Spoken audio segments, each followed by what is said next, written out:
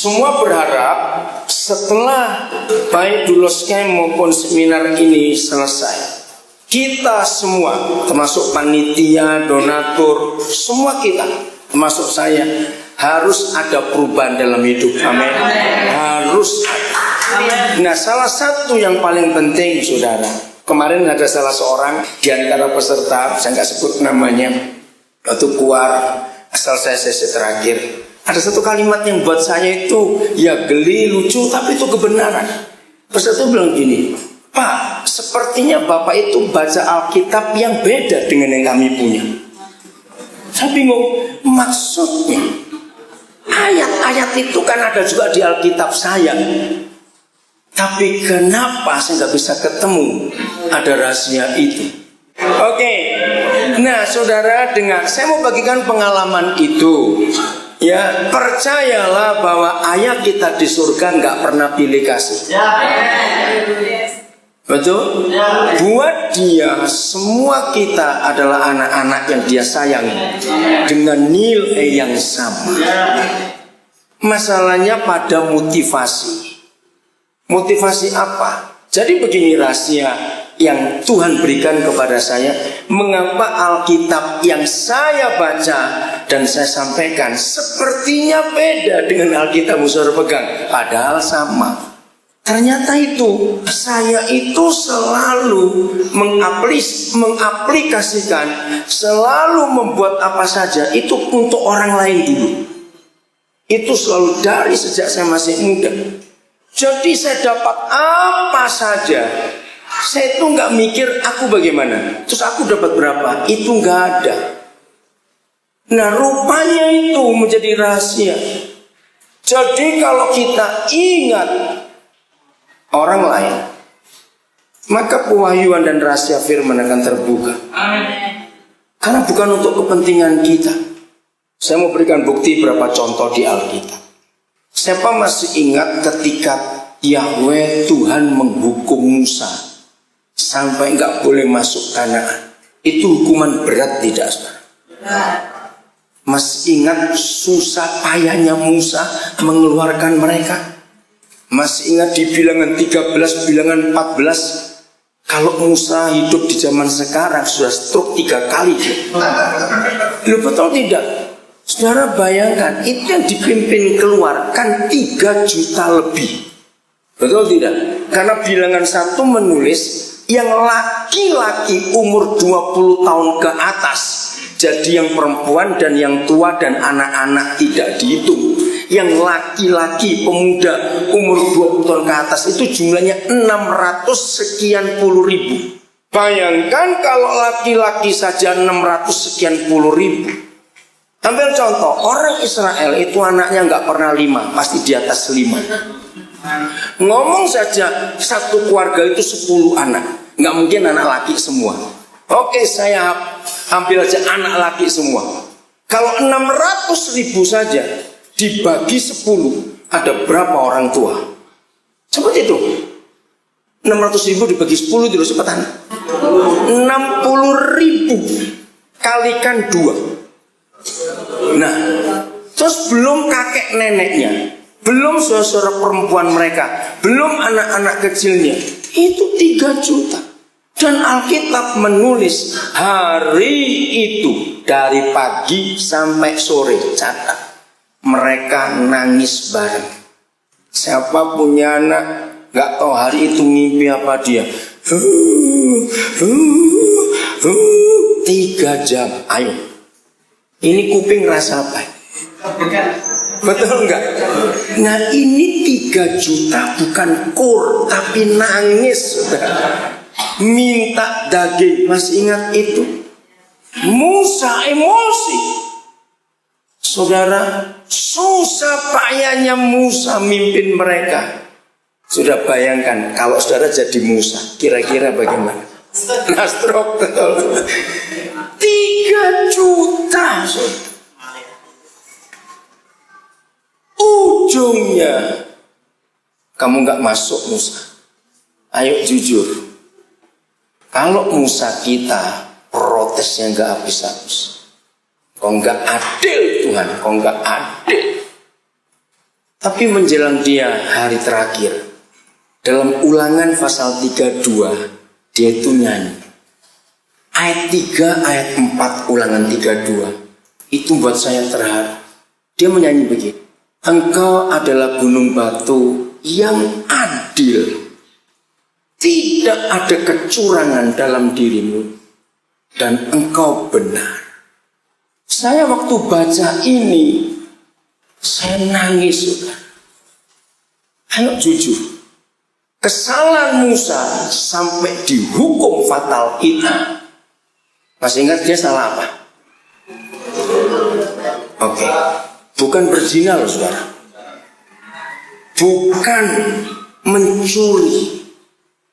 Bahkan kalau kita teliti, waktu dia marah, renungkan, dia itu bela siapa? Bela Tuhan. Nah betul tidak? Dia kan jengkel dengan bangsa kurang ajar ini. Di situ saya mikir, mana pembelaan Tuhan? Bukankah Musa itu bela dia? Mengapa nggak ada toleransi soal hukuman itu? Nah, sekarang bandingkan. Kesalahannya kan kecil sebetulnya. Cuma beda ngomong dan mukul. Dengar. Logika kita antara beda suruh katakan, tapi dia emosi dan pukul. Sebetulnya kan nggak ada yang dirugikan, bukan? Lo renungkan. Tuhan rugi nggak logikanya itu? Lo jawab, rugi tidak? Enggak, saudara. Tapi mengapa bisa begitu fatal? Ayat yang ketiga, ayat 3 atau 4? 4, 5 berarti ya saudara. 5 berarti 5. Dia sampai bisa ngomong berlaku busuk terhadap dia. Dia bisa marah kepada Israel. Nah, ayo kita belajar dari hidup Musa. Saya suatu hari berkata gini, Papa, saya bisa salah lebih dari kesalahan Musa. Kira-kira ya atau tidak? Manusia. Nah, saya takut kalau sampai saya salah. Lalu seperti yang Paulus katakan, jangan sampai setelah aku memberitakan Injil, orang lain masuk, aku ditolak. Nah saya tanya gini, maka itu saudara dari beberapa saudara kemarin yang tanya, bukan Alkitab beda? Saya selalu mikir orang lain, dan saya tidak pernah belajar Alkitab menggunakan logika teolog. Catat itu baik-baik. Kalau saudara belajar Alkitab pakai logika teologi, maka yang ketemu, yang lahir adalah doktrin. Tapi pakailah logika anak-anak. Jadi kalau saudara ingin tahu mengapa saya bisa menguraikan firman seperti itu, satu, karena saya selalu ingat orang di luar saya. Apa yang harus Tuhan buat untuk orang-orang itu? Karena mikir orang lain terus, maka pewahyuan jalan. Yang kedua, saya pakai logika anak-anak. Saudara tahu salah satu ciri anak-anak suka tanya. Betul? Anak-anak itu suka tanya. Maka itu dalam saya ngajar, mengapa saya beri banyak pertanyaan kepada saudara? Karena pertanyaan yang saya ajukan itu pertanyaan yang Roh Kudus beri kepada saya. Tanya, kenapa? Mengapa? Dan lebih hebat lagi, Roh Kudus itu bisa membawa saya untuk ada di hidup pelaku itu. Kemarin ada yang tanya lagi, Pak Samuel, kitab Samuel itu, saya itu sudah hafal mati, dia bilang. Tapi waktu Bapak uraikan, kenapa ada bagian yang saya nggak pernah tahu? Nah saya bilang pada salah seorang hamba Tuhan itu Roh Kudus. Saya itu bisa diajak jadi seperti Samuel. Oh ya, saya lupa nerangkan kemarin tentang Samuel. Siapa masih ingat? Samuel tidurnya di mana? Bukan dekat, di tempat tabut hukum itu ada. Berarti itu ruang Maha Kudus. Dia bukan keturunan imam. Harusnya mati. Nah, saya tanya, mengapa ini anak enggak dibunuh? Padahal anak Imam Harun saja mati bawa api yang salah. Saudara tahu logika anak-anak bilang apa? Lihat, Samuel punya kakak angkat berapa? 2. Kelakuannya bagaimana? Ya, Alkitab berkata Dursilah. Dursilah itu bahasa Melayu, saudara. Itu lebih daripada bajingan. Jadi kalau dijawakan buwejat itu dia.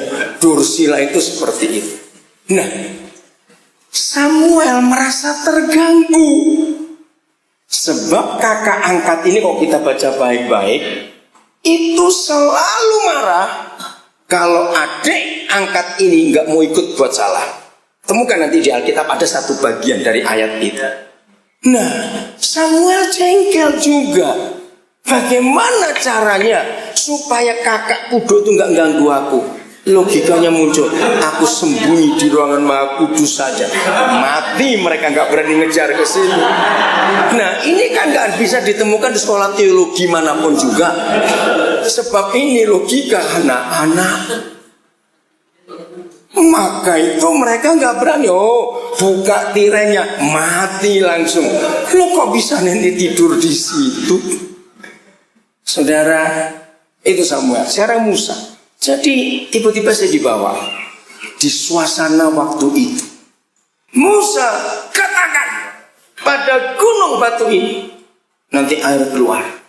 Musa emosi, pukul, air tetap keluar. Nah, Roh Kudus berkata begini, kalau aku tidak mendidik Musa, dia akan jadi jahat dan dia bisa mati ke neraka. Loh, kok bisa? 2 hal. 1, Musa jadi sombong, seolah-olah kuasa dan mujizat itu di tangan dia sendiri. Maka itu ditegur, dihukum. Sekarang bayangkan, kira-kira sejak kejadian itu Musa bisa sembarangan nggak asal ketok gitu? Aja bisa sembarangan nggak? Nah, nggak bisa, dia takut. Kalau dia nggak ngomong, kalau Tuhan nggak ngomong, dia nggak mau melakukan.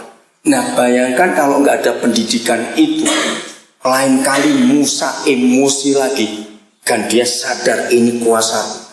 Dia ketokin satu-satu, jadi monyet, jadi anjing, kamu jadi kucing, kamu jadi apa? Bisa tidak jawab dapat? Nah, sejak itu dia hati-hati dengan tongkat itu. Banyak hamba Tuhan merasa karunia milik dia. Awas.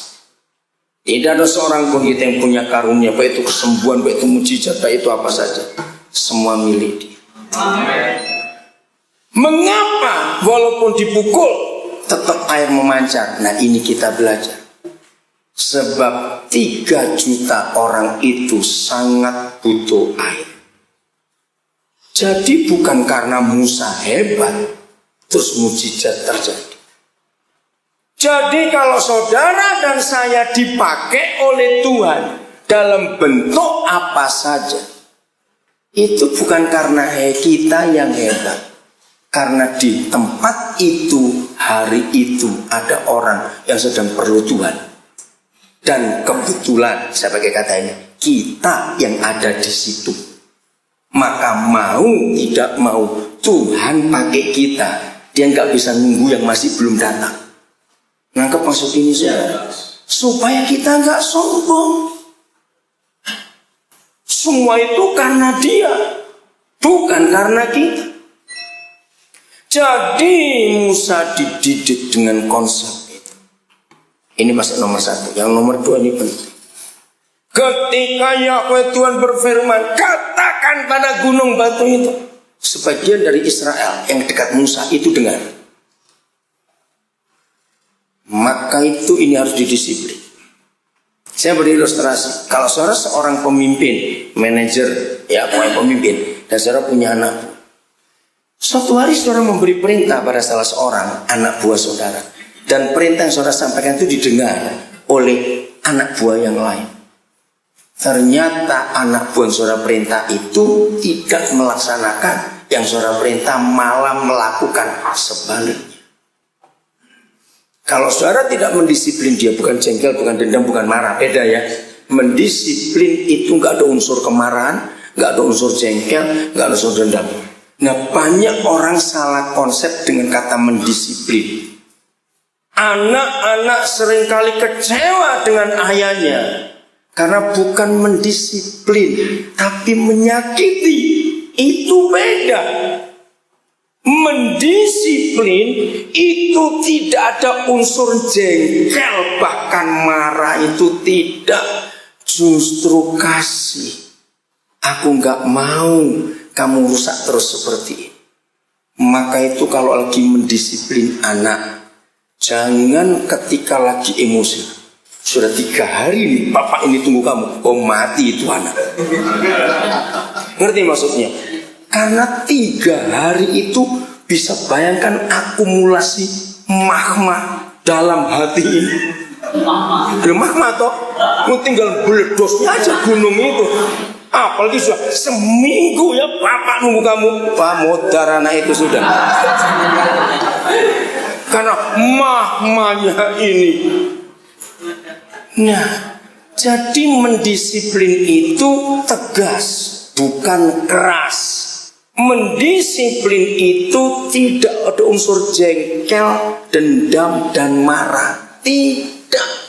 Nah, ini yang sulit untuk kita bedakan. Belajar dari Tuhan Yesus.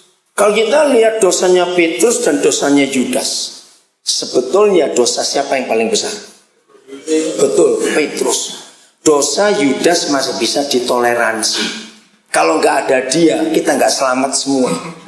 Siapa yang nyalibkan Yesus? Tapi jadi Yudas ya, awas. Dosa Petrus ini kurang aja. Berapa kali dia nyangkal? Salah 7 kali. Nah itu loh, saudara kurang teliti baca Alkitab. Dia itu 7 kali nyangkal. Yang 3 kali Tuhan Yesus yang ngomong, pokoknya Simon, sebelum ayam berkokok, kamu sudah nyangkal aku 3 kali. Yang keempat siapa? Maria Magdalena adalah murid pertama yang tahu Yesus bangkit. Terus dia pulang bukan? Petrusnya didengar gak berita kebangkitan? Tapi dia tidak percaya. Ini penyangkalan keempat.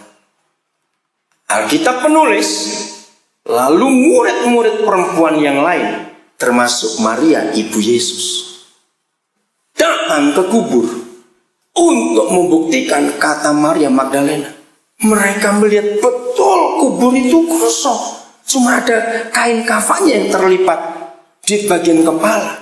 Mereka balik. Berita Petrus percaya tidak. Seberapa kali? 5. Yang ke-6, waktu 2 murid pria kecewa dan pulang kampung ke Emmaus, mereka ketemu siapa di jalan? Ketemu Tuhan Yesus. Balik, langsung gak tinggal, pulang ke Yerusalem lagi, memberitakan. Petrusnya 6 kali. Nah, ke-7 kali itu yang paling kurang ajar. Dia kembali nangkap ikan. Padahal di Lukas 5 kan dia janji, aku tinggalkan semua dan aku ikut guru. Maka itu keluarlah sebuah pernyataan, mulai hari ini kamu gak penjala ikan lagi, tapi penjala manusia. Karena Petrus, Simon yang ngomong, aku tinggalkan. Loh, bahasa Jawa Timur, lo kok dilalah? Tahu kata dilalah? Loh, kok tahu-tahu nangkap ikan lagi? Oh, berarti selama itu perahu dan jala masih disimpan. Maka itu waktu dia kecewa, balik ke hidup yang lama. Dari firman itu saya mengajar kepada banyak anak-anak muda, apa hobi dosamu masa lalu? Begitu kamu bertobat, buang semua pornografi, semua yang suka mabuk. Saya itu heran kalau lihat botol-botol minuman keras, itu kan bagus-bagus bukan Ustaz? Nah itu hati-hati enggak simpannya.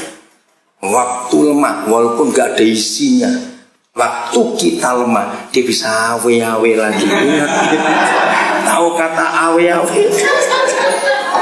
Nah ini salahnya Petrus. Dia nyimpan perahu dan jalannya. Nah, buat saya yang lebih kurang ajar lagi, dia itu berdosa kok cari konco.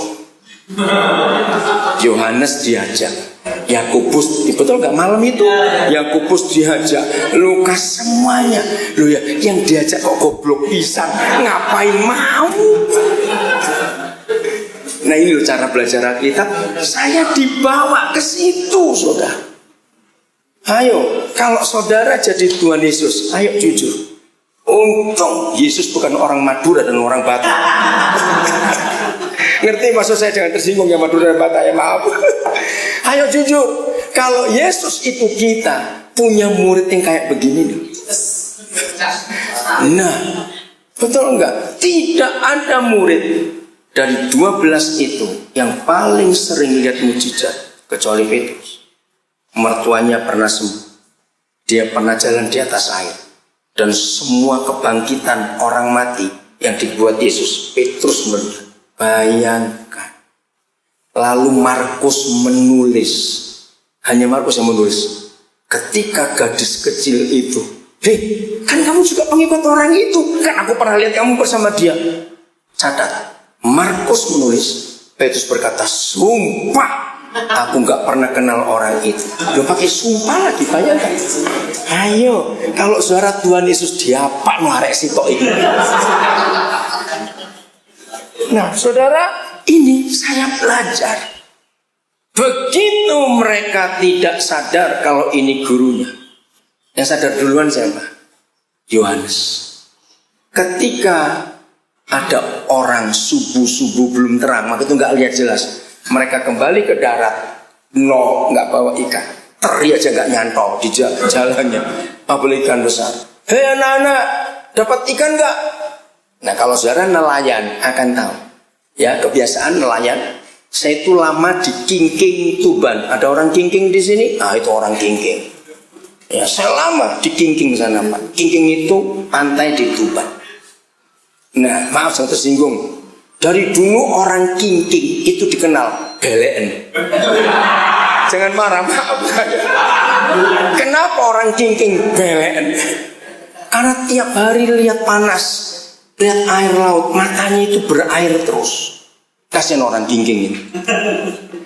Nah, orang nelayan, kampung-kampung nelayan itu punya kebiasaan. Menjelang subuh itu teman-teman tetangga pedagang ikan sudah berdiri di jejer-jejer di pinggir pantai menyambut perahu nelayan yang datang. Bayangkan kalau ada nelayan setengah mati semalam-malaman. Danau Galilea itu nggak besar. Danau Galilea itu kira-kira 6-7 kalinya Danau Toba. Maaf, kebalik sih. Kebalik ya. Jadi lebih kecil dari Danau Toba. Kecil ya seperempat. Jadi kalau semalam-malaman sudah ngaduk-ngaduk danau itu, sebetulnya nggak capek karena kecil. Nah kok ikannya kemana malam itu kok minggir kabeh? Bayangkan sudah semalam-malaman ngaduk-ngaduk danau, teri aja nggak nyantol. Pagi-pagi merapat ditanya dapat ikan nggak? Jengkel nggak ayo kok sore nelayan? Takon tok gak belok kerja, kan gitu kak jawabannya. Karena para orang yang tunggu di pantai itu begitu. Begitu dengar kata itu, mereka jawabnya tidak ada. Yesus berkata, tebarkan jalan di sebelah kanan perahu. Kaget mereka. Lu ini kan kemana semalam nggak muncul? Toto jalan mereka penuh dan tidak koyak. Petrus masih belum nge siapa pribadi itu. Yohanes yang sadar, itu guru. Satu-satunya murid yang di atas perahu itu cuma Petrus yang terjun. Dan ditulis dia itu telanjang terjun itu. Karena melorot sarungnya, dia lupa.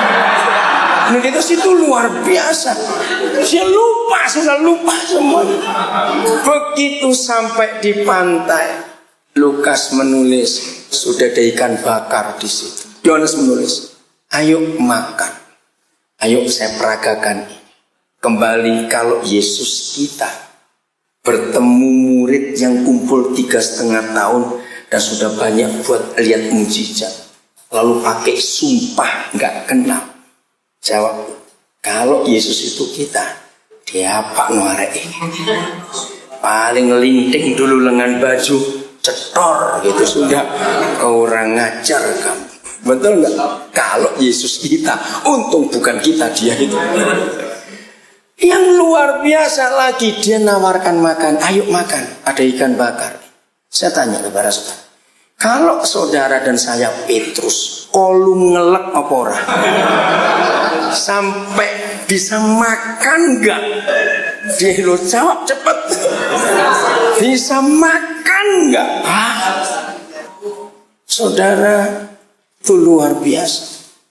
Disiplin tidak harus diberikan saat itu. Ini yang saya kagum. Tuhan Yesus tunggu waktu. Karena nggak ada pendisiplinan.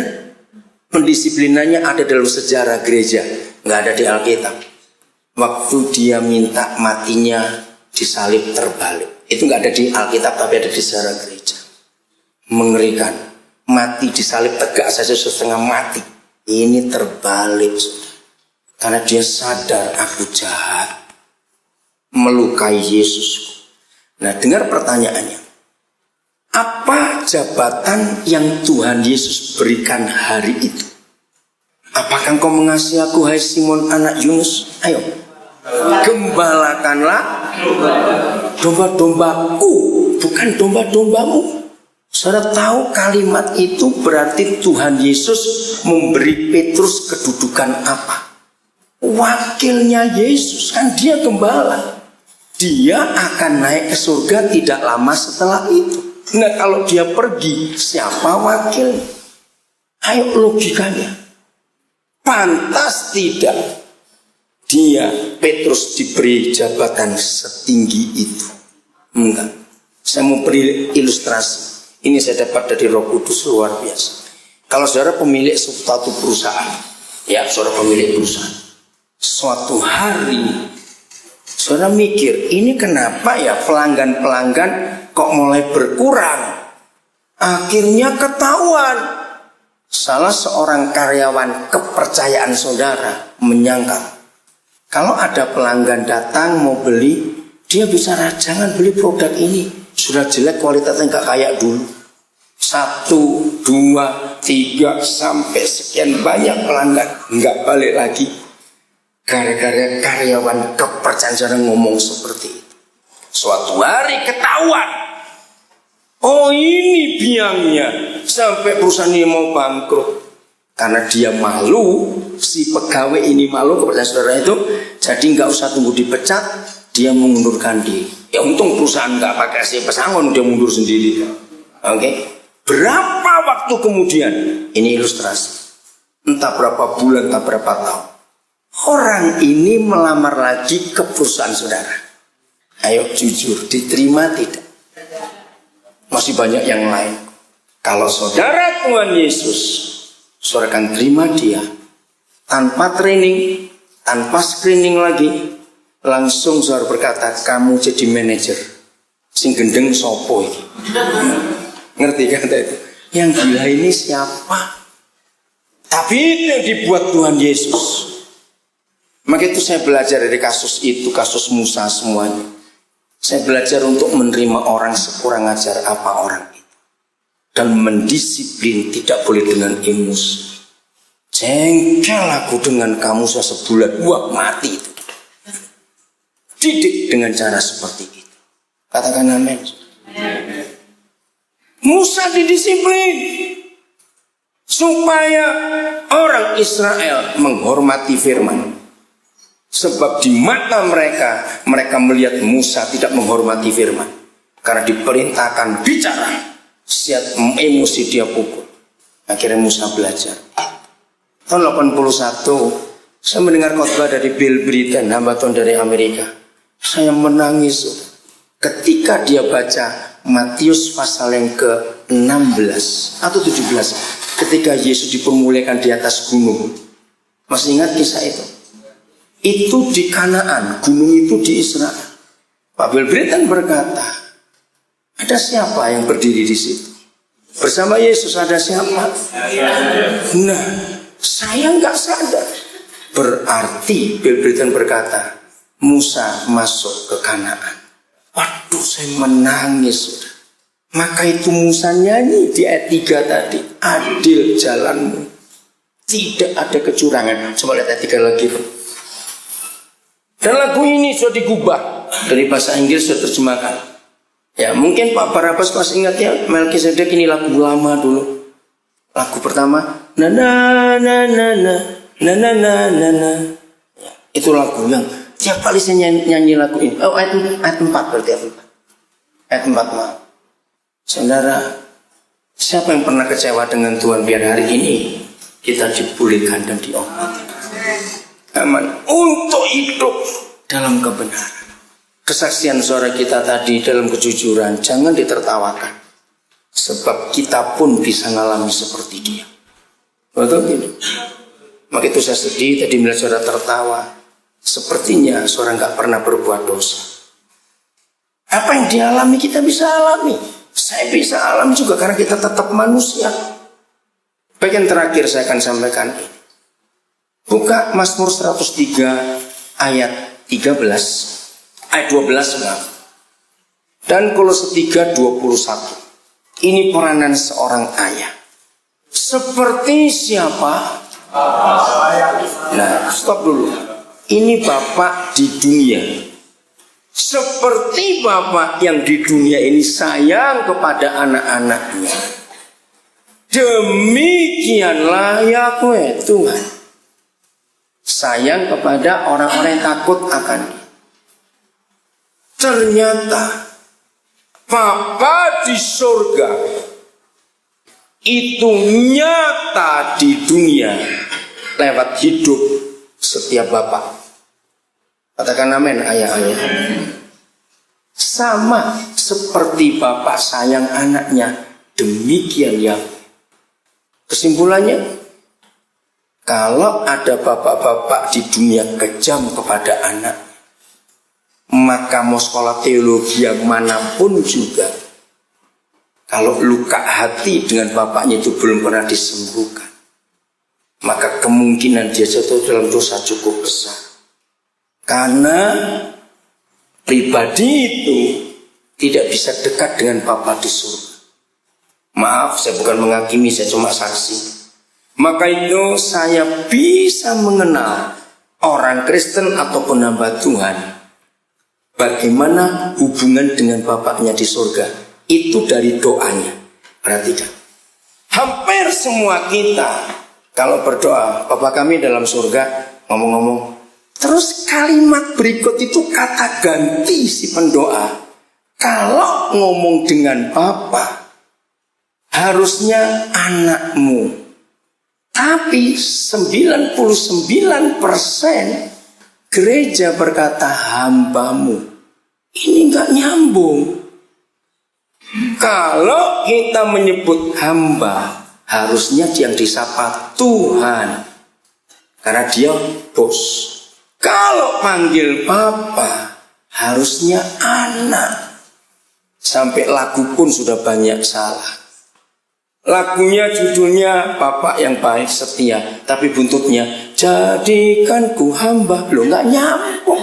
Enggak mau manggil Bapak, posisi hamba itu bagaimana? Nah, itulah ayat ini yang menolong saya. Sulit kalau ada di antara kita yang kecil disakiti oleh Papa. Dan begitu kita tutup mata, Bapak yang masuk surga, dia akan melek lagi. Yang muncul bapaknya yang kejam itu. Kolose 3:21.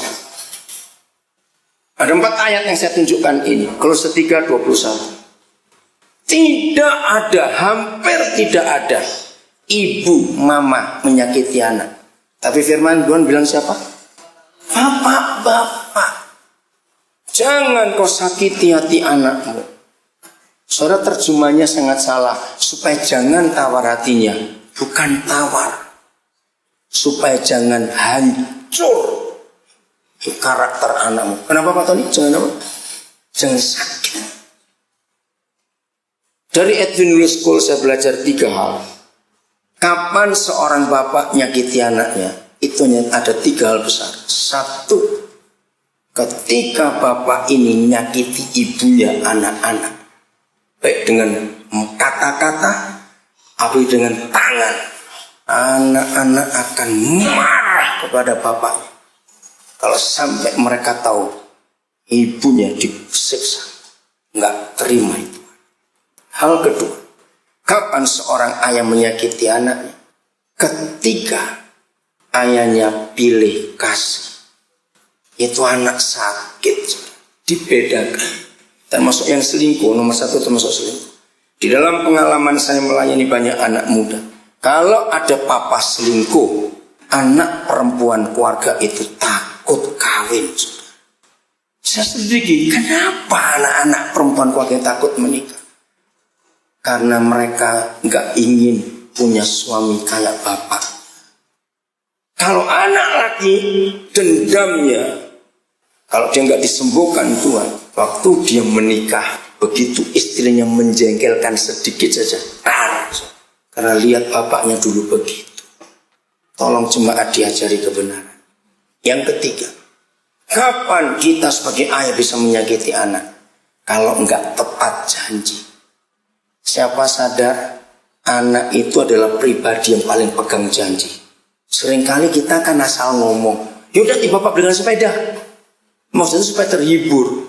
Oh, buat anak itu ini benar. Saudara, maka itu kenapa Tuhan Yesus berkata, belajarlah kepada anak-anak. Salah satu, anak itu pegang janji. Kita yang sudah gede-gede ini sulit pegang janji Tuhan, sering lali, maka itu banyak khawatirnya. Anak-anak tidak. Itulah tiga hal yang menyebabkan anak sakit hati dengan bapak. Yohanes 14 ayat 8. Cepat. Saudara, baca buku apa saja di dunia ini. Ya, bayangkan sudah ada lebih dari 5 juta judul buku di dunia. Hanya satu buku, yaitu namanya Kitab Suci, yang ada tulisan bila mana, kapan, dan bagaimana seorang manusia itu bisa berkata, aku cukup. Itu cuma ayat ini. Bahkan di seluruh Alkitab pun yang ribuan ayat, hanya Yohanes 14 ayat 8 yang ada kata kapan seorang manusia cukup. Maaf, kalau semua orang di dunia bisa berkata cukup, narkoba tidak laku, perzinahan, pornografi tidak laku, judi, alkohol tidak laku. Mengapa barang itu laku? Karena nggak cukup. Kata cukup, saudara baca di banyak tulisan, itu artinya kenyang, puas, lengkap, utuh, pulih. Wih, kata cukup itu luar biasa, saudara. Saya mau saksi. Yang menjadi saksi banyak dari semua pengurus mission care, pendiri, semuanya, saudara-saudara, rekan-rekan yang sudah lama kenal saya. Tuhan memberi saya pelayanan ini sejak dulu. Di antara teman-teman hamba Tuhan yang dekat dengan saya itu dijuluki begini oleh mereka. Kalau orang lain koleksinya, ya koleksinya, itu gantungan kunci atau perangko bekas, kan ada bukan? Saudara punya teman koleksinya apa saja macam-macam. Tapi kalau Daniel Alexander koleksinya itu orang rusak. Dan itu betul. Makin rusak seseorang, saya itu makin suka cari dia. Saya mau buktikan. Mana ya Bapak Pendeta dari Jombang yang duduk di sini, kemana Pak sudah pulang? Oh masih ada. Pak siapa Pak namanya Bapak Ibu? Siapa namanya pendeta siapa? Pak Andreas dari Jombang. Tahu hari pertama Pak Andreas berkati saya, Pak saya mau tanya, Bapak masih ingat nggak dengan Wardana? Wardana yang mana Pak? Saya tanya. Oh ingat Pak, dia pernah tinggal di tempat kami pelayanan tahun 90 berapa Pak? 97. Saya tahu dia ke Jombang, cuma saya nggak tahu di mana. Ternyata Pak Andreas cerita, waktu di Jombang itu dia nginjili orang-orang Islam, pesantren, anak-anak nakal. Nah siapa Wardana ini saya beritahu. Tahun 95 awal, saya tuh cari kontrakan rumah di Biak. Biasa bukan kalau cari kontrakan rumah yang besar tapi murah. Kamarnya 5, ruang tamunya 2, WC kamar mandinya 3, dapurnya besar. Nah ini dia, saya cari. Tapi kok nggak laku-laku? Ternyata ada setannya rumahnya, itu dia. Sukanya ada setannya, biar. Nah begitu 3 minggu saya tempati rumah itu, pemilik rumahnya baru ketemu saya. Pak Pendeta, bisa tolong kah ini Pak, lokat Papua? Anak saya itu yang nomor berapa itu, aduh sudahlah, ngabisin duit. Setelah 3 minggu saya kontak rumah itu. Pemilik rumah itu, ibunya Mardan, datang kepada saya. Pak, tolong anak kami. Siapa? Di mana? Katanya di Surabaya. Katanya. Sudah ngabisin duit Pak. Kuliah sampai pindah 3 universitas. Dia itu narkoba. Wah, dukunnya banyak. Jimatnya. Ya udah. Nanti kalau saya pulang Surabaya saya cari. Saya cari saudara. Anak itu ketemunya di daerah Karah. Ya Karah. Yang dari Wonokromo itu. Saya cari, ya ampun. Tinggal dengan preman-preman, dengan pelacur-pelacur. Saya waktu masuk, kayak begini. Dia kaget. Saya bilang, saya pendeta. Disuruh mamamu cari kamu. Langsung saya teleponkan mamanya. Mamanya menangis karena anaknya saya hilang berapa lama. Tolong Pak, urus. Akhirnya saya bawa pulang ke rumah Ketintang. Waktu itu di Ketintang. Tapi karena saya sibuk pelayanan, terus saya minta Pak Obajarawan yang ngurus dia. Nggak sampai 2 minggu balik. Pak Obaja bawa surat. Pendek kalimatnya. Pak Obaja menurut saya itu, Den, aku nggak bisa ngomong tentang anakmu itu. Kalau dia itu kertas, tak rendem gak teles, tak bakar gak kobong. Ini kertas apa? Itu kata Pak Obajarawan. Wes rasanggup aku. Dia bilang begitu. Nah, terus ini diapakan? Akhirnya malam itu saya nggak tahu istri saya masih ingat tidak. Saya minta izin istri saya. Saya perlu waktu 2 hari 2 malam untuk tidur dengan anak ini. Saya mau tahu dia itu kena apa. Ternyata malam pertama saya cuma menyatakan kasih seorang ayah. Atas nama bapaknya saya minta maaf. Saudara, malam itu terjadi kelepasan. Satu rumah geger. Dia jadi ular, jadi harimau, jadi kera. Wah, sudah merontak. Barang di kamar itu berantakan. Enggak bisa dipegang.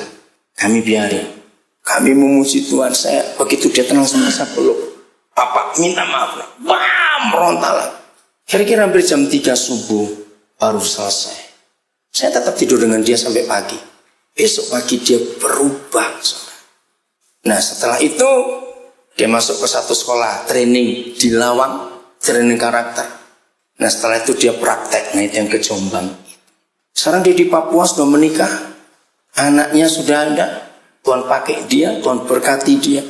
Nah suatu kali setelah dari Pak Obajarawan, saya telepon ibunya. Bu, nggak sanggup Bu. Bebek dipulangkan. Jangan Pak Pendeta, kalau dia pulang saya mati. Loh bayangkan, ibunya dia bilang begitulah, apalagi orang lain. Nah itu Pak Andres ceritanya Wardana itu. Saudara, ternyata kasih itu memulihkan semua. Memulihkan semua. Sudah jelas ya? Jadi cukup. Artinya kenyang, puas. Siapa bisa membuat rasa cukup? Kata Filipus kepada Yesus, Tuhan, tunjukkanlah siapa Bapa itu. Maka itu sudah cukup buat kami. Malaki 4 ayat 6. Ayat terakhir. Nasi kotak belum datang? Oke, belum. Nah saudara, saya mendapat rahasia ayat ini itu tahun 84 bulan September, saudara. Dan sejak hari itu hidup saya berubah total. Itu di kota Salatiga. Waktu saya diajak KKR, anak-anak mahasiswa, ada orang Salatiga di sini yang umurnya 40-an tahun ke atas, oke. Saya tanya orang Salatiga masih ingat orang gila yang terkenal namanya Min Kebo? Nah, dia sudah diselamatkan sampai dia dipanggil pulang gara-gara ayat Min Kebo. Saya nggak akan lupa orang yang namanya Min Kebo. Karena KKR hari kedua, ya namanya gila, nyelonong masuk. Waktu itu pakai GPD, gedung pemerintah daerah. Masih ada nggak gedung itu ya? Masih ya.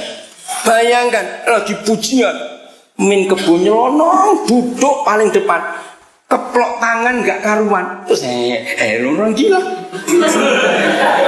Kan ngaco itu saudara. Terus ngomongnya nggak tahu apa. Ada panitia yang marah. Jangan suruh keluar. Saya minta biar dia duduk di situ. Salah seorang panitia sekarang jadi pendeta, namanya Pak Joel Margono. Dia masih di Salatiga sampai ditanya kesaksian itu. Pak Joel Margono, sambil dia bumbu, dia orang Madiun. Dia sudah dapat impartasi pelayanan ini hari kemarin. Saudara, dia duduk di samping Min Kebo yang masih bau seperti itu orang gila. Langsung selesai KKR, Min Kebo dimandikan oleh Pak Yoel. Caranya disikat, saudara. Betul-betul disikat. Malam itu di toiletnya GPD. Pak Yoel minta teman mahasiswa yang punya baju dan celana seukuran Min Kebo dibawa ke tempat kosnya Pak Yoel di Kemiri Rejo. Ini orang luar biasa. Hari ketiga Min Kebo duduk sudah manis, tanpa didoakan, cuma dikasih saja. Selesai KKR itu Pak Yoel Margono ngantar dia pulang. Saya lupa di desa apa. Ternyata dia sudah menikah. Istrinya, mertuanya, anaknya menangis. Lihat pulang seger, sehat, bersih, waras. Dia bisa kerja lagi. Tahun 87 dia meninggal. Saya ikut nangis waktu dia meninggal dengar kabar itu. Tapi puji Tuhan sudah selamatkan dia. Ayat ini Maleakhi 3 belum ketemu? Maleakhi 4 ayat 6. Ya udah, saudara lihat Alkitab saudara. Maleakhi 4 ayat 6 itu kitab ayat terakhir Alkitab Perjanjian Lama. Betul tidak? Setelah itu tidak ada lagi khotbah, tidak ada lagi nabi. Nah, setelah Maleakhi mengunci Perjanjian Lama, maka dia mati. 4 ayat 6, Maleakhi 4 ayat 6 ya. Mati. Yahweh Tuhan tidak pernah bicara lagi kepada orang Israel. Nah, jadi begini pewahyuan saya di Salatiga hari itu begini. Daniel, kamu cari ayat mana, kitab apa yang menandai perjanjian baru dimulai. Oh, nggak ada bahasa Indonesianya. Nggak apa-apa, semua kita belajar bahasa Inggris hari ini. Oke, iya toh? Dengar, saya tuh bingung. Kok tiba-tiba itulah cara Tuhan tuh ngajar saya itu dengan hal sepele. Contoh, kemarin Pak Tony tanya begini kepada saya. Koden itu, waktu itu bahas masalah Keluaran 3, Musa. Pak Tony tanya, Koden itu bagaimana cara dapat rahasia itu? Saya bilang, 95 pengajaran Tuhan Yesus adalah praktek. Betul? Praktikum. 5% yang teori. Jadi 99% pewahyuan yang saya dapat itu setelah ada kasus dulu yang saya hadapi, ada masalah. Bukan masalah saya, masalah orang lain. Termasuk siapa yang duduk belakang dari kemarin. Lihat kalau saya duduk belakang, ada 2 cucu saya. Satu perempuan namanya Michelle, satu laki namanya Vio. Maaf ya saudara, saya harap saudara memperhatikan cara mereka bergurau dengan saya. Jadi saya itu nggak pernah ditakuti oleh anak-anak kecil, saudara. Maka itu kalau sampai ada pendeta ditakuti anak kecil, medeni. Ada yang nggak beres gitu, saudara. Jadi anak-anak itu berani guyon. Saya duduk di toilet dari belakang, diapain? Saya bersyukur untuk kepercayaan itu. Bahkan maaf ya saya cerita, istri saya jadi saksi. Saya itu sampai hari ini masih laku loh KKR sekolah minggu. Bayangkan. Jangan bilang saya lucu, awas bilang begitu. Karena banyak teman-teman saya pendeta setelah jadi gede nggak bisa balik ke anak-anak. Ayo jujur, lebih gampang mana khotbah di orang gede atau anak-anak? Ayo jujur. Saya bersyukur untuk kepercayaan Tuhan itu. Nah, rahasianya apa? Tuhan Yesus berkata, belajarlah kepada anak-anak. Hampir 80% pewahyuan yang saya terima itu tiap kali saya kumpul anak-anak. Kalau ada waktu saya cerita salah satu pewahyuan luar biasa, anak-anak. Kumpul mereka itu menyenangkan. Maka itu kalau mereka menjengkelkan, jangan dilateni. Sing goblok, sing tua, dan gitu aja. Lu betul enggak? Nah kalau anak kecil kok dilateni jengkelnya, sing gendeng sopo gitu aja sudah. Maaf, jangan tersinggung. Lu betul tidak? Ayo. Maka itu kita nggak boleh emosi dengan anak kecil. Begini saya belajar. Maka itu orang tua, gara-gara ayat itu saya mendapat banyak kepercayaan untuk bicara masalah pendidikan, bicara masalah mendidik anak di kalangan yang bukan Kristen. Begini teori yang saya temukan lewat firman itu, belajarlah kepada anak-anak. Bagaimanapun juga anak tidak pernah salah. Yang salah pasti kita. Nah, pasti tersinggung dulu. Kenapa? Ini rahasia. Ketika kita emosi dan jengkel kepada seorang anak, dengan kalimat, kenapa kamu gak mau ngerti bapakmu? Nah, kalau saya ketemu anak-anak yang dimarahi gitu, saya ajari, nak, kamu pulang ngomong begini. Dengar pertanyaan saya. Antara anak-anak dengan kita, siapa yang pernah jadi siapa? Cepat jawab. Ayo cepetan. Kalau enggak makan. Orang tua yang pernah jadi anak. Nah, bayangkan kalimat perintah tadi. Mengapa kamu gak mau ngerti bapakmu? Itu kan goblok yang tanya. Maka anak saya ajari, Pak, bagaimana saya bisa ngerti bapak? Saya belum pernah jadi seperti bapak. Bapak yang pernah jadi seperti saya. Harusnya siapa yang ngerti? Cepat jawaban. Nah, kita harusnya ngerti. Nah, maka itu jangan pernah nuntut anak-anak yang ngerti kita. Goblok sing tua itu tadi. Nah, masalahnya ini loh, kita ini lupa. Waktu seumur mereka itu nakalnya kayak apa, kita ini lupa. Itu masalah. Betul? Coba kita semua ingat waktu seumur mereka nakalnya kayak apa. Nanti kalau anak nakal paling cuma mesa-mesa, kayak aku biar. Ayo. Nah, kalau kita sadar kita kayak mereka dulu, mau ngamuk ndasmu kuno. Loh, betul nggak? Ya sudahlah, memang bapak ibu dulu juga gitu kayak kamu, cuma lupa. Maka ada perdamaian antara kita dengan anak-anak, saudara. Terus yang kedua, belajar jadi jembatan. Ribuan keluarga yang bermusuhan dengan anak-anaknya, Tuhan perdamaikan lewat hidup saya karena pelayanan ini. Kalau anak terpisah dengan orang tua, berarti ada jurang bukan di tengah. Satu-satunya cara buat jembatan. Siapa yang harus jadi jembatan? Bukan panggil kontraktor, awas kamu. Anak atau orang tua yang harus jadi jembatan? Betul, harusnya kita yang rebah. Karena itu Tuhan Yesus. Waktu kita terpisah dengan surga, dia jadi jembatan. Dengar orang tua, ini logika anak-anak. Saya tanya dua hal. Satu, bentuk atau posisi jembatan itu sebagaimana? Cepat. Rebah. Nek ngadeg ondo. Kalau jembatan berdiri namanya tangga, goblok. Gitu. Loh, serius saya ngomong ini supaya jangan tersinggung. Seringkali kita goblok, saudara. Karena yang kedua, jembatan hanya bisa berfungsi kalau satu hal. Bukan. Sudah rebah. Orang yang lewat itu melompat atau? Nah, nek suruh melompat, ngapain bangun jembatan? Diinjak.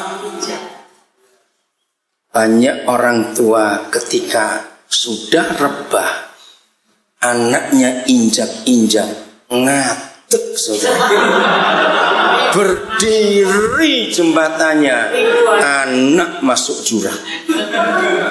Ketika gengsi orang tua dipertahankan, apalagi tradisi Jawa ada yang salah. Bapak ora pernah salah, Itu bahaya. Betul tidak? Orang Jawa kan begitu. Bapak nggak bisa salah. Bahaya. Saudara, ini cara kita melayani hubungan yang retak dan hubungan yang rusak. Rendahkan hati. Oke? Nah, dan dia akan membuat hati bapak-bapak berbalik kepada anak-anaknya, supaya hati anak-anak berbalik kepada bapak-bapaknya. Kalau tidak, kalau gereja pada akhir zaman tidak berhasil melayani bapak-bapak supaya bertobat, Yesus akan tetap datang karena janjinya, tapi bukan untuk menyelamatkan, tapi untuk memukul bumi dengan kutuk. Bahasa Inggrisnya curse, itu kutuk. Dipukul sampai musnah, terjemahan bahasa Indonesia. September 84 saya dapat ayat ini. Kok bisa? Jadi ketika dia tanya, Daniel, kapan perjanjian baru dimulai? Saya jawab Matius. Ternyata salah. Bukan Injil Matius secara kronologis permulaan perjanjian baru, tapi Injil Lukas. Israel punya sejarah setelah Maleaki tidak ada nabi satupun yang dipanggil. Betul? Nah, pertama kali Yahweh kembali ke Israel itu ketika Sakaria, imam besar itu, mendapat tugas di hari raya Grafira untuk masuk ke ruangan Maha Kudus. Gabriel datang. Nah sekarang saudara buka Maleaki 4 ayat 6 semuanya ya. PowerPoint Lukas 1:17. Saya belum pernah menerima pewahyuan dari Roh Kudus sampai saya meraung, nangis kencang, saya pukul-pukul lantai. Waktu itu saya di tempat kosnya mahasiswa Jalan Diponegoro nomor 9, Salatiga. Nggak tahu rumah itu masih ada atau tidak. Itu rumah Belanda, rumah besar, jadikan kamar-kamar kos. Sampai panitia itu ngelihat saya, dia pikir saya kepaten siapa ini. Saya nangis betul. Sudah karena pewahyuan ini. Jadi kalau saudara lihat kertas kosong antara Maleaki dan Matius, itu umurnya 400 tahun itu sudah. Ngerti nggak maksud itu? Jarak itu karena dalam hitungan Yahudi dari Maleaki ke Imam Sakaria, bapaknya Yohanes Pembaptis, itu 400 tahun. Sekarang kita lihat. Kenapa saya nangis? 400 diam. Dan ketika dia mulai berfirman lagi, itu firman yang sama yang dia ucapkan 400 tahun sebelum. Ngerti nggak maksud saya? Ya. Nah, saudara mikir apa? Kalau ada seorang raja, seorang presiden, seorang pemimpin, seorang ayah ngomong kalimat ini terakhir, terus pemimpin ini, raja ini, presiden ini, bapak ini nggak ngomong satu patah kata pun 4 tahun diam. Setelah orang ini buka suara 4 tahun kemudian, adalah kata yang sama yang diucapkan 4 tahun yang lalu. Maksudnya ngerti nggak? Jadi orang ini kenapa? Coba jawab, kira-kira orang ini kenapa? Apa? Ayo mikir, ayo, ini cara kita mikir. Ngambek, betul. Hal penting, jengkel. Sudah, keluarkan semua hati saudara. Jadikan kalau kita ini pemimpin, baik yang perempuan maupun yang laki. Ngomong terakhir, itu 4 tahun yang lalu. Pesannya begini, bersihkan jendela itu.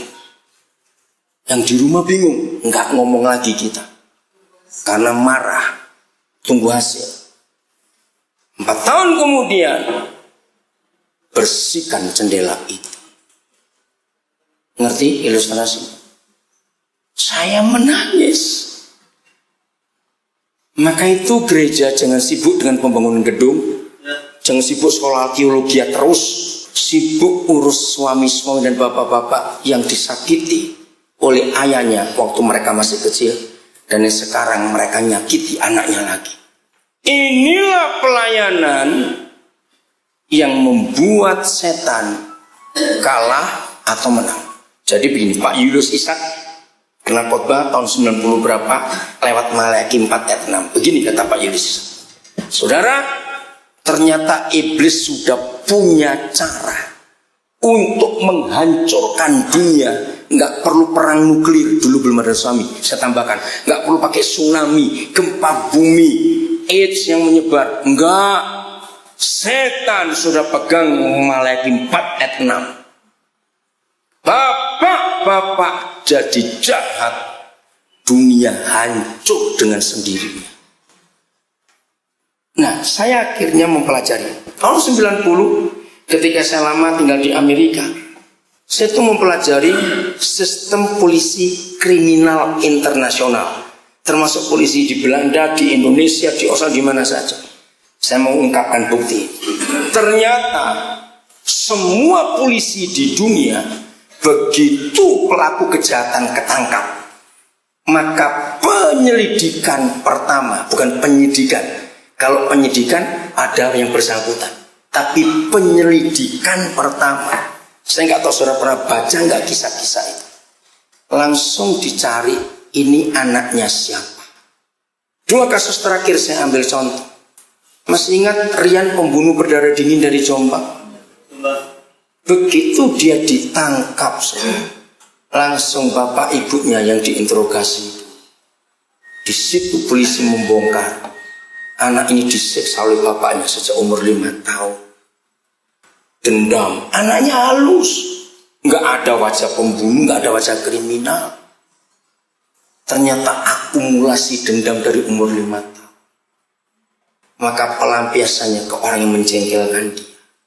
Ingat kasus suami istri pembunuh satu keluarga di Denpasar?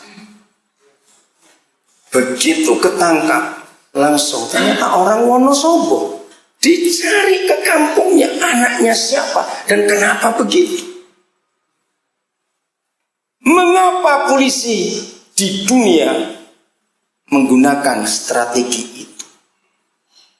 Artinya, siapapun kita di hidup sekarang, itu adalah produk orang tua kita di masa lalu.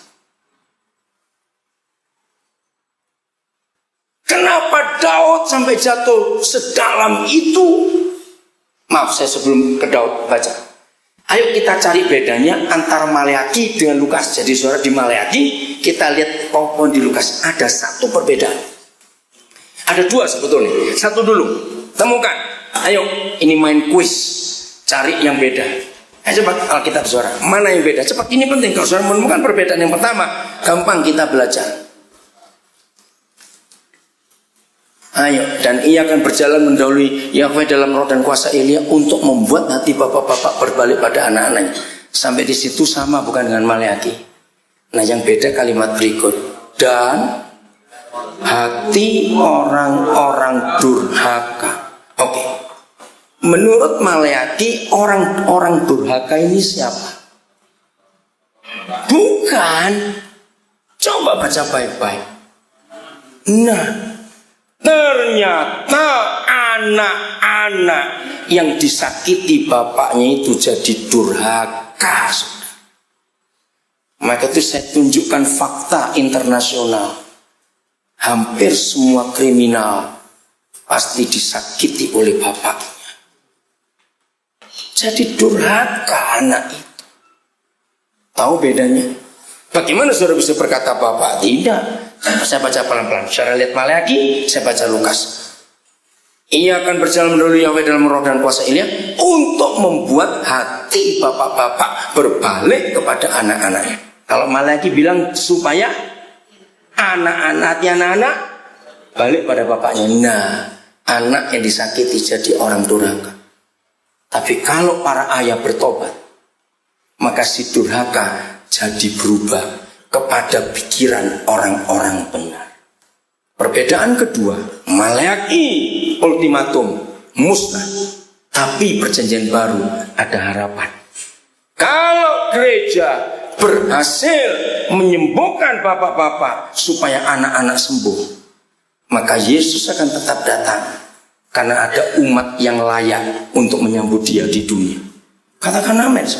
Dan umat yang layak itu adalah anak-anak durhaka yang sudah dibolehkan. Sudah datang nasinya? Oh snack, oh ada snack kok. Oh bagikan aja, nggak bisa sini. Enggak, bagikan aja lah. Udah berapa warga? Oke. Saya mau selesai bagian ini. Snacknya duluan juga. Saudara dengar. Jadi yang bisa memulihkan dunia itu cuma kehadiran seorang ayah. Katakan amin. Maka itu jangan lukai hati anak-anak kita. Kalau dulu kita pernah dilukai. Ayat berikut 1 Raja-Raja 1 ayat 6. Nah ini gambar anak yang terbalik didiknya. Dari semua tadi saya katakan keras, disiplinnya salah, karena dengan dendam dan emosi rusak anak itu. Nah sekarang ini kebalikannya, anak yang dilos, anak yang dimanja. Kalau saudara baca kisah hidup Adonia, Adonia adalah anak yang memalukan bapaknya. Betul tidak? Ternyata ini penyebabnya. Selama hidup Adonia, ayahnya, siapa ayahnya? Raja Daud. Belum pernah menegur dia dengan ucapan, mengapa engkau berbuat begitu? Jadi selama hidup nggak pernah didisiplin. Mau buat apa saja bebas. Alasannya klasik, orang Asia, orang Timur pakai alasan ini. Kenapa anak itu dimanja? Karena ia pun sangat elok perawakannya dan adalah anak pertama sesudah Absalom. Maka itu kakek nenek tidak boleh mendidik cucu, dimanja. Kalau sampai anak-anak bilang mau anak main bawai, awas itu. Ke rumah oma saja, awas. Berarti anak sudah rusak. Tolong Mbak Kakung, Mbak Putri, semoga mengertos. Nggih, sabdanipun Gusti niki bahwa kakek nenek tidak boleh mendidik cucu. Apalagi kalau cucu lanang persis mbah lanang. Waduh. Wes, drone nek mlaku koyo baik. Waduh. Rusak anak itu, Saudara. Maka itu harus dididik, diarahkan cepat.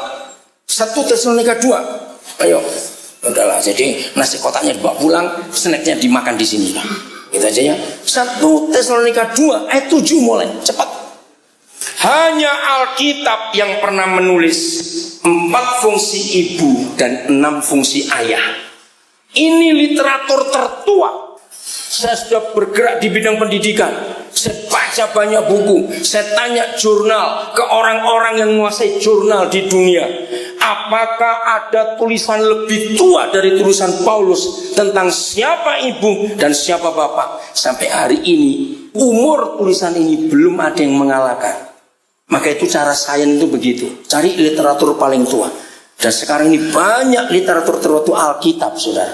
Saya nggak ada waktu untuk menerangkan. Nah, maka itu ini dipercaya. Jadi nggak cuma orang Kristen percaya ini. Waktu saya ngajar di banyak kelompok yang bukan Kristen, mereka heran. Ada 4 fungsi ibu. Tetapi kami berlaku ramah di antara kamu. 1, sama seperti. Nah, 2, mengasuh. 3, merawati anaknya. Ayat 8. Fungsi keempat, dengan kasih sayang yang besar akan kamu. Inilah 4 fungsi ibu. Tidak hanya khotbah, saya gantikan kata itu. Maka itu hamba-hamba Tuhan, jangan cuma khotbah untuk jemaat.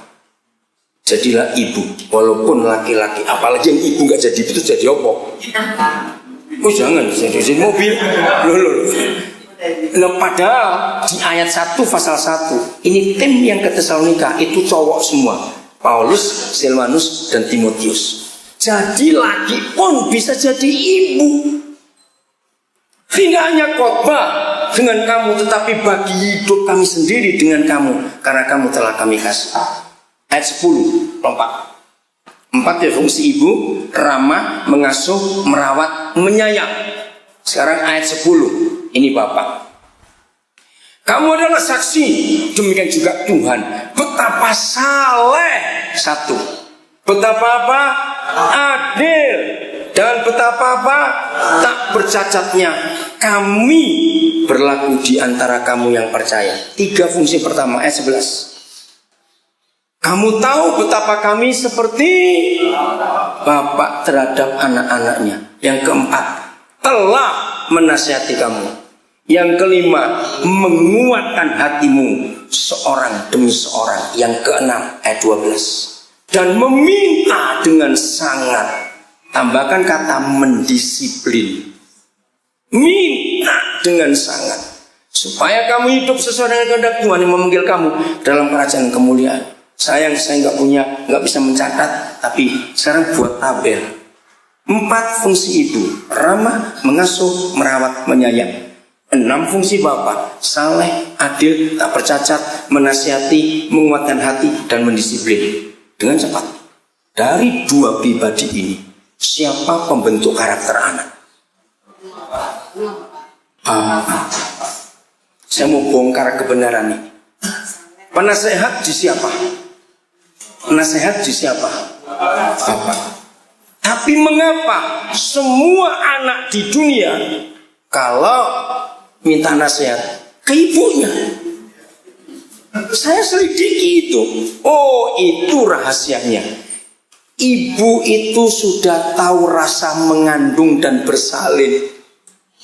Maka itu ibu gak bisa tegas kepada anak. Apa-apa boleh. Awas ibu-ibu. Maka itu kalau anak-anak datang kepada ibunya minta nasihat, katakan tunggu bapakmu. Nah kalau masalahnya penasihatnya orang mulai-mulai. Nah mendisiplin. Iya tadi itu adil, saleh, ya, tak bercacat.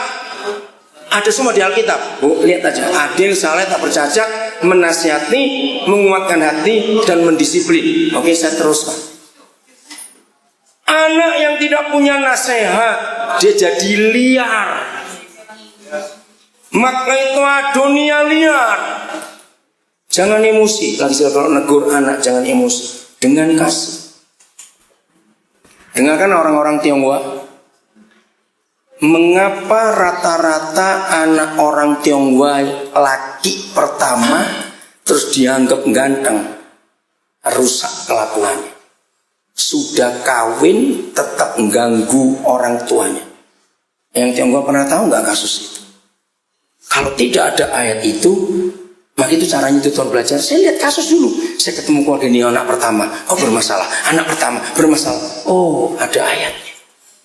Karena anak pertama laki cakep, dimanja habis. Dia nggak bisa kerja. Sudah kawin masih ngerepoti orang tuanya. Yang Tionghoa pernah tahu kasus itu? Alkitab itu hebat, saudara. Maka itu pelajari firman untuk orang lain, bukan untuk diri sendiri. Contoh, seharusnya saya tuh nggak perlu sibuk-sibuk ngurus kayak ginian. Saya nggak punya anak. Betul tidak? Tapi kenapa? Karena saya nggak tahan lihat ada orang tua disakiti oleh anaknya sendiri. Di situ saya menyelidiki kenapa ada anak bisa kurang ajar. Oh ini ayat-ayat. Kalau bapak nggak berfungsi. Terus yang berikut, saleh, adil, tak bercacat. Dengar ya, saya gabung. Ini perbuatan, bukan kata-kata. Waktu kita masih kecil, ibu pernah kita anggap salah nggak kepada kita? Pernah toh? Sering. Bapak pernah juga toh? Pertanyaan saya dengar. Anak-anak lebih cepat mengampuni, memaafkan ibunya atau bapaknya? Itu yang luar biasa. Saya belajar dari ayat ini. Mengapa sesalah-salahnya ibu, anak itu legowo, anak itu tidak dendam. Tapi bapak sedikit aja miring, langsung nggak terima ini anak. Ternyata ini ayat. Dengar bapak-bapak, Roh Kudus Tuhan yang memberitahukan kepada semua anak di dunia, termasuk kita dulu waktu jadi anak. Di hidup semua anak, mama boleh salah, kami terima.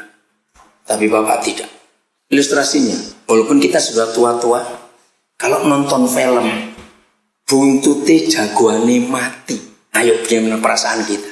Ujungnya pemeran utamanya mati. Ayo bagaimana perasaan kita? Nah, aduh kenapa nonton tadi itu? Ternyata seperti itu anak terhadap bapaknya. Kalau bapaknya gagal jadi bapak, saya kaget. Ayat ini saya sudah diskusikan dengan psikolog-psikolog, psikiater-psikiater, dan mereka kagum. Tidak ada yang mengajar, tapi Roh Kudus di hati semua anak. Bapak itu jagoan, bapak itu idola, bapak itu hebat. Jangan salah. Maka itu enggak gampang. Asal kawin, asal mana gampang. Maaf saya pakai kata jelek ini. Asal menikah, asal beranak saja gampang. Tapi setelah itu ini diapakan? 5 tahun berturut-turut saya keliling ke banyak tempat di Indonesia, keliling luar negeri. Saya itu ketemu gini. Kenapa aku dilahirkan? Pertama, kedua saya jengkel, ini anak kurang ajar. Nggak tahu berterima kasih kamu dilahirkan bapakmu, mamamu. Lama-lama, loh, kok banyak ini di mana-mana. Nah, kasus itu saya selidiki. Saya carikan ayatnya. Mengapa ada anak-anak protes? Kenapa aku dilahirkan? Saya ringkas ayat-ayat ini yang muncul. Dengar. Adakah seorang anak sebelum dilahirkan membuat proposal dulu, lahirkan saya dong, cepet. Loh, nggak ada.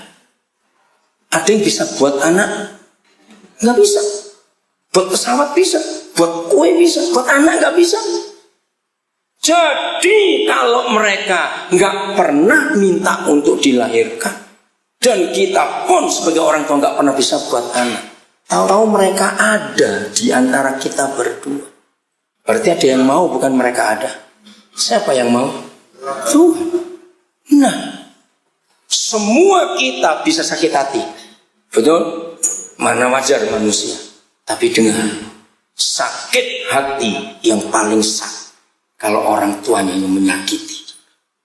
Dari situ saya belajar, kenapa aku dilahirkan. Aku kan gak minta, itu kalimat anak selanjutnya. Karena anak-anak yang kita sakiti, mereka marah. Kenapa aku gak dibunuh aja waktu aku lahir dulu? Pernah dengar ada anak ngomong seperti itu? Banyak, karena sakit hati. Kalau gereja penginjilan pakai cara ini, saudara kan punya jemaat yang penuh, saudara. Karena anak-anak seperti itu keleleran di sekitar kita.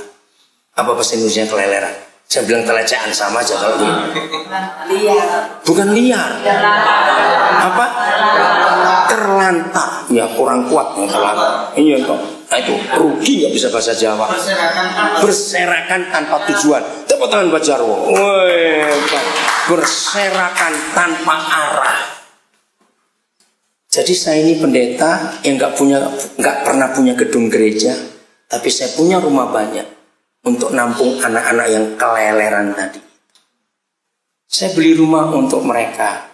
Saya belajar Lukas 15. Ini psikologi. Maka itu psikolog itu kaget kalau ketemu saya. Mereka itu berkata seharusnya saya sudah jadi seorang psikolog hebat. Tapi saya nggak pernah kuliah. Saya cuma belajar di Alkitab. Kata kunci Lukas 15 adalah pulang. Betul kata pulang. Pulang anakku.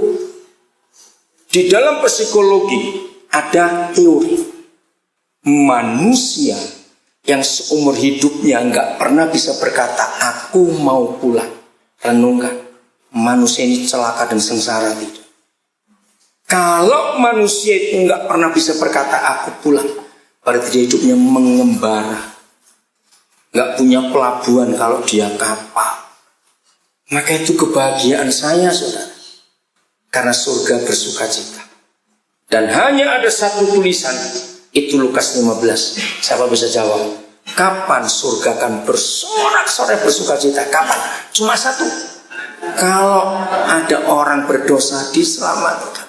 Bukan gedungnya baru, AC-nya baru, keyboardnya baru. Bukan. Maka itu saya bersukacita terus. Sebab tiap ada satu orang berdosa saya bawa pulang. Saya kecipratan sukacita itu. Karena saya bawa. Jadi penginjilan saya nggak lewat KKR pakai panitia ngabisin duit, tidak. Saya keliling kemana-mana. Kalau saudara kumpul saya kan heran. Ketemu anak di terminal, di stasiun, di toilet umum, ya, anaknya portir bandara, anaknya satpam. Saya mau ambili mereka. Dan gampang sekali menginjil. Jiwa-jiwa dibawa. Karena mereka itu merindukan Bapa dalam hidup. Kami nggak punya anak kandung, setengah aja nggak punya, istilahnya. Tapi maaf ya saudara, saya nggak berani ngitung, tapi lebih dari 1000 yang sudah panggil kami Papa dan Mama. Kenapa? Sabang sampai Merauke, betul.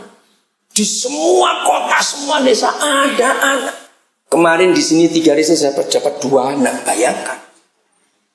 Setiap minggu minimal ada 1 yang Tuhan tambahkan. Karena itu saya buka hati, buka dompet, buka rumah, buka semuanya. Untuk mereka pulang. Ayo kamu pulang. Wih, kata pulang itu indah. Aku pulang. Pak, aku pulang. Itu kata-kata yang menyembuhkan dunia. Kalau saudara bisa membuat semua orang bisa berkata, aku mau pulang Pak. Aku mau pulang. Sembuh, saudara sembuh. Nah itu kemarin ketika Pak Joni Koraa mau wawancarai saya. Sampai kapan Bapak akan begini? Saya bilang sampai saya gak mampu lagi. Selama saya masih mampu, saya akan cari anak-anak keleleran itu. Mau sampai kapan pun juga. Jadi penginjilan gak pernah sulit, katakan amin. Kalau kita mau buka semua hidup kita untuk orang-orang itu.